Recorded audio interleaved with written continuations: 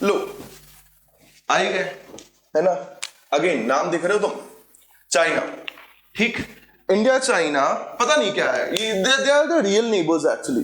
जैसे मेरे जो पड़ोसी हैं, फॉर एग्जांपल XG, इनका एक ही काम होता है, इनका काम यही है कि जो भी कचरा उनके दिमाग में है वो हमारे घर की तरफ वो फेंकते रहते हैं, है ना। और ये काम यहाँ पे भी हो रहा है। जरा इंडिया चाइना के हिस्टोरिकल उसमें देखते हैं, राइट, परसेप्शन में जाते हैं, हिस्टोरिकल टाइमलाइन में जाने की कोशिश करते हैं। तो before 1947, right, India was British India, और उस टाइम पे ब्रिटिश इंडिया और चाइना के बीच में एक प्रॉपर डिमार्केशन था, राइट। हमारे रिश्ते ना बहुत सेट होते थे कि हाँ ये तुम्हारा ये हमारा, और उन्हीं पर्टिकुलर सेटिंग की बात हुई थी 1914 में, when India, British India and China draws McMahon line, right. This is the historical line. जैसे इंडिया आज भी अपना बॉर्डर बताता है और चाइना उसको नहीं मानती, कहती कि नहीं ये तुम्हारा बॉर्डर नहीं है, तुम्हारा बॉर्डर ये, राइट। उसका कहना है कि चाइना हम अंदर ही जाएंगे, ठीक। अब वो कहानी क्या चालू हुई, 1947 देश आजाद हो गया भाई, है ना, बढ़िया चल रहा है। मतलब तुम सोचो कि चाइना में 1949 में चाइनीज रिवॉल्यूशन हुई है, चाइना दो पार्ट में टूट गया,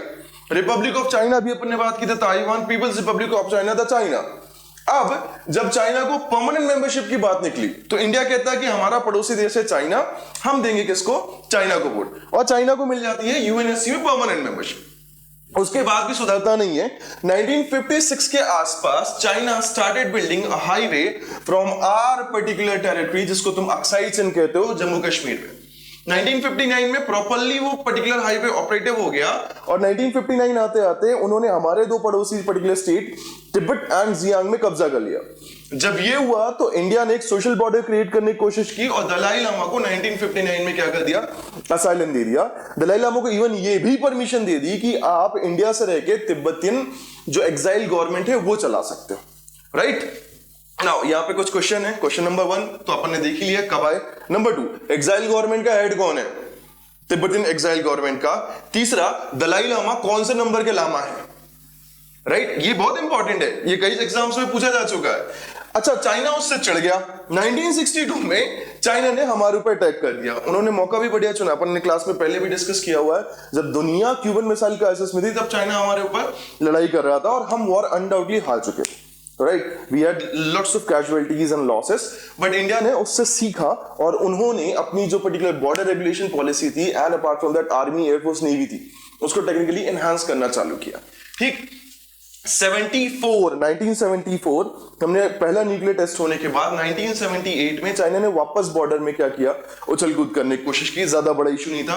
1988 अगेन डोकलाम इशू, जो अभी 2018 में आया था, 1988 में फिर से आया था, जब बहुत तगड़ा स्टैंड ऑफ हुआ था, है ना। 2003 हमारे प्राइम मिनिस्टर अटल बिहारी वाजपेयी और चाइनीज काउंटर पार्ट, इन्होंने साथ मिलके बॉर्डर इश्यूज को पीसफुली कॉम्प्रिहेंसिव तरीके से मिलिट्री लेवल लीडर्स के साथ बात करके सुलझाने का काम चालू किया। इन 2005 में उसी पैक्ट को हमारे prime minister doctor Manmohan Singh ने क्या किया, और बेहतर करने की कोशिश की। वो कंटिन्यूस चला जा रहा था। इंडिया चाइना कोऑपरेशन चाहे इकोनॉमिक फॉर्म में हो चाहे दूसरी चीजों फॉर्म में अच्छा जा रहा था। इंडिया चाइना का ट्रेड अच्छा जा रहा था। चाइनीज कंपनीज वो investing in India lot, right, and उसमें भी चाइना का ही फायदा था। हम ट्रेड डेफिशिएट थे उसमें, ठीक है। 2018 से चीजें चेंज हुई। 2018 में फिर से डोकलाम इशू आया। डोकलाम में तुम्हें बता दूं एक ट्राई जंक्शन है, no man's land between Bhutan, India and China, right. वहां पे कंस्ट्रक्शन करना सही नहीं है, एंड वो टेरिटरी बहुत क्रिटिकल है, क्योंकि इंडिया का जो चिकन नेक है उसके बहुत पास है, और नॉर्थ ईस्ट के लिए, नॉर्थ ईस्ट पे अपना एडमिनिस्ट्रेशन प्रॉपर रखने के लिए वो chicken neck and Doklam territory India के लिए बहुत इंपॉर्टेंट है। और इंडिया नहीं चाहेगी कि चाइना किसी भी लेवल पे एक हाई स्पीड फ्राइट कॉरिडोर जैसा कंस्ट्रक्शन करे, इसलिए वो स्टैंड ऑफ हुआ। इंडिया को डिप्लोमेटिक विक्ट्री मिली, और Japan, US, France, UK, Russia, ऐसी बड़ी particular economies and super powers जो थी, मिलिट्री पावर्स जो थी, वो इंडिया के साथ आई। फाइनली चाइना इंडिया दोनों को डोकलाम से अलग होना पड़ा, उसे नो मैन्स लैंड वापस रखना पड़ा। At the same year prime minister Narendra Modi visited Wuhan, है ना, जो वही वुहान है जहां से कोविड-19 शुरू हुआ था, ठीक है। ओके, यहां विजिट हुई, एक नया डिप्लोमेटिक पीक मिला। 2019 में भाई साहब जी जिनपिंग महाबलीपुरम आए, मोदी जी के साथ उन्होंने वॉक भी की, नए नए पर्टिकुलर समझौते किए और वादे किए, और वादा तो टूट जाता है। वादा क्या था, पीस का, और उसको उन्होंने पीस कर दिया। 2020 trust me, 70th anniversary of India China diplomatic relation. तुम देख रहे हो 2020 70th एनिवर्सरी है है ना, और आप मजे में आ गए हो। आपने सबसे पहले कोविड का जो पर्टिकुलर एस्पेक्ट था कोविड 19 का वो बाहर आया आपके उससे। Now being a responsible person, responsible state, आपको इस चीज की जिम्मेदारी लेके आपको शांत बैठना था, आप नहीं बैठे।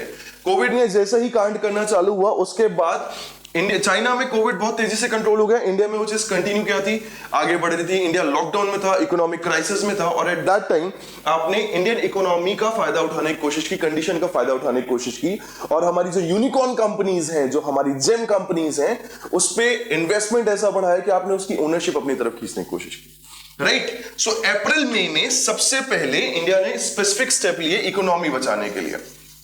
ये कोविड में डिस्कस करना था, मैं यही बता देता हूं। इंडिया ने जो भी अपनी बॉर्डर है, जो भी फिजिकल बॉर्डर नेबरिंग कंट्रीज हैं, पाकिस्तान, बांग्लादेश, इंडिया, चाइना, इन सब का फॉरेन डायरेक्ट इन्वेस्टमेंट, जिसको एफडीआई बोलते हो, उसको फिल्ट्रेशन प्रोसेस में लगाया कि मतलब पहले सरकार यानी गवर्नमेंट ऑफ इंडिया उसको परमिट करेगी, उसके बाद ही वो एफडीआई किसी कंपनी में एप्लीकेबल होगा।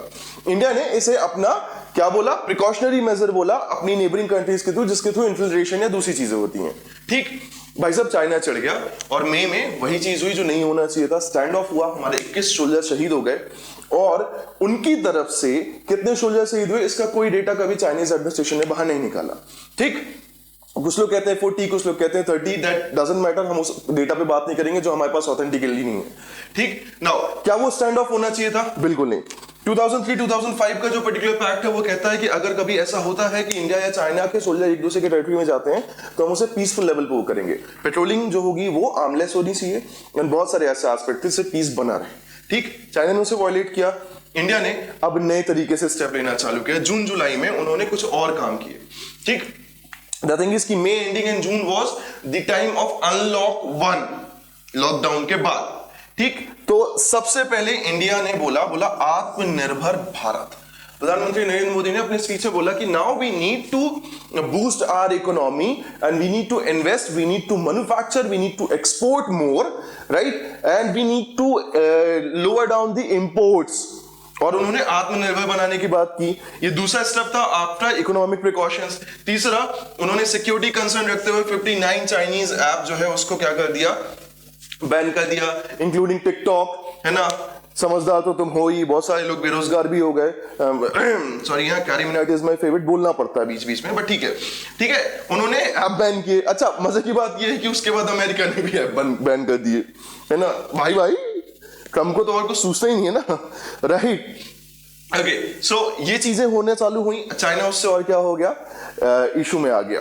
अगस्त आते आते हम अगेन उसी उसमें है कि अब जून जुलाई एंड अगस्त में हमने जो मिलिट्री लीडर्स लेवल की जो पर्टिकुलर समिट्स थी उसको बैठक की और धीरे धीरे करके उसमें पीस बनाने की वापस कोशिश की। अब इसके बाद जरा आ जाते हैं, क्या इंडिया जो है वो आत्मनिर्भर भारत होने के बाद चाइना पे डिपेंडेंसी कम कर देगा, राइट। कुछ डेटा में जाते हैं, चाइना की तरफ से जो फॉरेन डायरेक्ट इन्वेस्टमेंट इंडिया में आ रहा था पिछले 2 साल में कम हुआ है। ठीक, इंडिया का जो ट्रेड डिफिसिट है पिछले 3 सालों में चाइना के साथ वो भी कंटिन्यूअसली कम हो रहा है। तीसरा, क्या हम लिटरली बिना चाइना काम चला सकते हैं? The answer is no. I mean, if we are talking about telecom sector, electronic sector, even 5G sector, our dependency toward Chinese companies and technology is much more, right? So सबसे पहले हमें उस level की technical enhancement के बाद अपन China के against ये सारी चीजें बड़े आसानी से कर सकते हैं। स्टिल बहुत सारे प्रोजेक्ट आगे आए, 5G का आया, राइट, और दूसरी चीजों का आया। तो यस, जियो है, रिलायंस कंपनी है, और भी डिफरेंट अदर जो फॉरेन कंपनीज हैं यूएस यूके बेस्ड, वो भी अपने यहाँ इस चीज के लिए सपोर्ट करने के लिए तैयार बैठी हुई है। And undoubtedly there will be time जब हम इसको, ये जो ड्रीम हमने देखा, ये पूरी तरह से हो जाए। ठीक है, ये पूरा का पूरा इंडिया चाइना कॉन्फ्लिक्ट था। नाउ चाइना क्यों इंडिया के अगेंस्ट है, उसके पीछे रीजन है G4 में इंडिया की जो पर्टिकुलर स्ट्रेंथ है परमानेंट मेंबरशिप के लिए वो बढ़ रही है। इंडिया ने क्वाड ग्रुप ज्वाइन कर लिया है जिसमें यूएस, ऑस्ट्रेलिया और जापान मिलकर चाइना के मजे लेना चाहते हैं, जिसमें जो एशिया पैसिफिक का वाटर रीजन है, right. India US China trade war में किसकी तरफ झुक रही है? यूएस की तरफ। साउथ चाइना सी में इंडिया अपने व्यूज बहुत इंडिपेंडेंटली रख देती है, चाइना को फ्रीडम ऑफ नेविगेशन के अगेंस्ट क्रिटिसिज्म भी देती है ना। तो ये सारे रीजन बनते हैं चाइना क्या है, अगेंस्ट में जाना चाहती है। Now last point to be discussed, right, LAC, concept of LAC and concept of LOC, इसमें थोड़ा सा डाउट रहता है क्योंकि लोगों को समझ में नहीं आता। जब हम बात करते हैं लाइन ऑफ कंट्रोल की, राइट, तो हम बात करते हैं सबसे पहले 1947-48 की, जब हमारा इंडिया पाकिस्तान वॉर हुआ था और यूएन ने मार्क किया था। 1971 में जब हमने पाकिस्तान की फिर से पिटाई की थी बांग्लादेश लिबरेशन वॉर में, तब जो शिमला पैक्ट था उसने लाइन ऑफ कंट्रोल को प्रॉपर मार्केशन दी। In other sense, the line of actual control was never official, right? ये सिर्फ और सिर्फ उस पर्टिकुलर पार्ट को डिवाइड करती है कश्मीर के या नॉर्थ ईस्टर्न पार्ट के, जिसमें एक एरिया चाइनीज कंट्रोल में है और एक एरिया इंडियन कंट्रोल में है। ये ऑफिशियल नहीं है। फॉर एग्जाम्पल अक्साई क्षेत्र, क्लियर हो रहा है, राइट? तो LAC एंड LOC दोनों में चीजें क्लियर रखना कि क्या वो अलग है क्या नहीं है। Now let's come to the questions, right? 59 very important year, उसके बाद अपन ने बात की 72 वेरी इंपॉर्टेंट, मैकमोहन लाइन 94, ये बॉर्डर डिमार्केट करती है इंडिया चाइना के बीच में, जो ब्रिटिश इंडिया के टाइम से 1914 से चालू है, जब फर्स्ट वर्ल्ड वॉर स्टार्ट हुआ था। 2019 महाबलीपुरम मीटिंग बहुत इंपॉर्टेंट है, थीम याद रखने का। 2020 लद्दाख कॉन्फ्लिक्ट और साथ में लद्दाख मतलब गालवान घाटी वाला कॉन्फ्लिक्ट, और 70th anniversary of India China diplomatic relationship. ठीक, ये group G4, quad, India US, South China Sea, ये अपने उसमें ध्यान रखना। जो इकोनॉमिक मेजर्स लिए गए हैं, चाहे वो ऐप बैन करने का हो, चाहे FDI के रूल्स चेंज करने का हो, राइट, चाहे आत्मनिर्भर भारत बनने का हो, और apart from that LOC LAC का बेसिक कॉन्सेप्ट व्हाट, बड़ा सिंपल है, अपन डिस्कस कर चुके हैं कि अपने को आत्मनिर्भर भारत के लिए क्या कहना चाहिए। समझ में आ, राइट? जस्ट मेक श्योर अभी फैक्ट फाइल में रहें, don't get into the digital visual media, है ना, जिनके हिसाब से हमने बहुत बैंड बजा दिया दूसरी चीजें की। This type of conflicts are like कि जो म्यूचुअल कोऑपरेशन से अलग होते हैं। Okay, right? So study authentic thing, right? I hope you get this, है ना? Good, genius.